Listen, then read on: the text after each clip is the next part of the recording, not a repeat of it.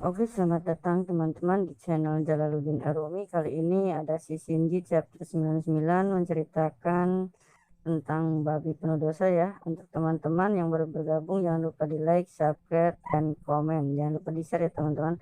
Langsung aja ke ceritanya, di mana kali ini Baji dengan tiba-tiba langsung menyelamatkan Bailang yang sudah hampir mati di hadapan penyihir jahat itu teman-teman. Nah, untuk sementara itu sampai Sang Wucing dan yang lain Auling Tan Sansan pun kaget melihat kehadiran Baji atau Cupatkai tiba-tiba datang menyelamatkan Auling. Nah, sementara itu ketika Auling berhasil diselamatkan, si penyihir jahat pun mulai kaget siapa itu yang datang dan akhirnya Auling pun terselamatkan atas kematiannya. Tapi di lain sisi si Bailang ini kaget gitu melihat si Baji yang kelihatannya udah tua gitu sampai bilang sepertinya dia nggak bakalan lama lagi mati dan akhirnya Cupatkai nggak menghiraukan semuanya langsung menyerang si penjahat dengan kekuatan penuhnya dan bukannya dia berhasil menyerang si penyihir jahat itu, Cupatkai malah dipukul habis-habisan oleh si Mumi atau penyihir jahat itu guys. Namun, bukannya Cupatkai hancur di tangannya si penyihir kegelapan itu, Cupatkai jadi seperti makin kuat gitu, guys. Makin jadi super gitu sampai bingung si penyihir pun dan akhirnya si penyihir pun sampai terpental gitu kan. Setelah mukulin gitu dan akhirnya Tang Sang Sang dan Auling pun bingung melihat perubahan dari si Baji ini menuju ke mode serius. Bahkan mereka pun merasa baru kali ini melihat sosok Baji yang bertempur penuh dengan semangat seperti itu, guys. Nah, dilanjutkan lagi, akhirnya si iblis penyihir jahat tadi pun merasa tertantang dan langsung mengeluarkan jurus kekuatan penuhnya untuk melawan sang Baji, guys.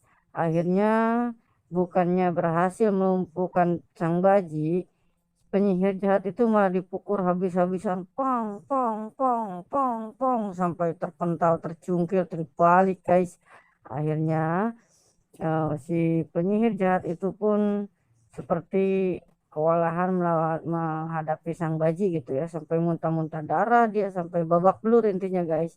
Bailang pun merasa kaget gitu melihat pertarungan sang Baji benar-benar kuat kali ini. Bahkan sang Baji pun penuh dengan semangat sampai merasa dirinya lah yang akan memenangkan pertarungan. Sang Baji pun meloncat dan kembali ingin menghancurkan si penyihir jahat itu dan memasukkan kedua tangannya ke dalam tanah. Nah, ini guys, perlu kalian tahu inilah jurus Andang Baji gitu kan, si Patkai gitu. Jurus tanah babi melempar tanah, guys. Oke, langsung saja dan tanpa disadari di sisi lain gitu ya, di tempat lain pasukan arwah pemanggil dari penyihir tadi terus-menerus berusaha menghajar Auling dan si teman-temannya gitu kan sama Tan San Sang. Tan San Sang pun mulai berpikir kepada si Auling, kalau kelamaan kita hanya melawan arwah dan arwah saja, bukan menghancurkan seseorang yang sebenarnya ini hanya menguras tenaga. Akhirnya dengan inisiatif sendiri, Tang Sang Sang ingin memukul langsung kepada si pengendali arwah kegelapan tersebut, guys.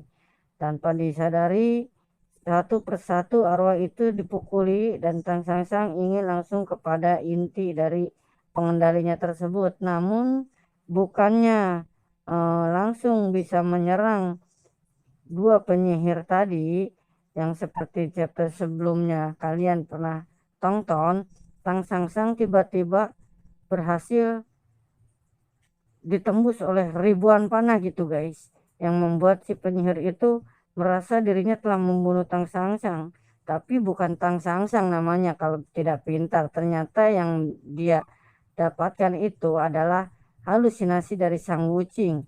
Lagi-lagi kerjasama Tang Sang Sang dan Sang Wucing sungguh-sungguh baik mitra olahraga. Akhirnya si penyihir jahat itu pun merasa dirinya diremehkan oleh kekuatan Sang Wucing gitu. Dan gak lama kemudian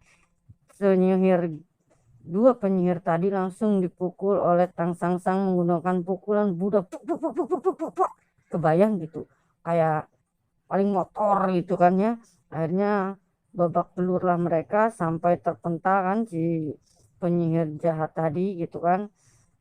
Sampai tanpa disadari dari kawanan dari arwah-arwah tadi pun satu persatu di kisaran di lingkungan area pertandingan tadi itu di tempat tadi menghilang gitu. Nah, sementara di sisi lain Baji berhasil memukul teman dari dua penyihir gelap tadi gitu. Yang satu udah berhasil diberesin sama si Tang Sang Sang.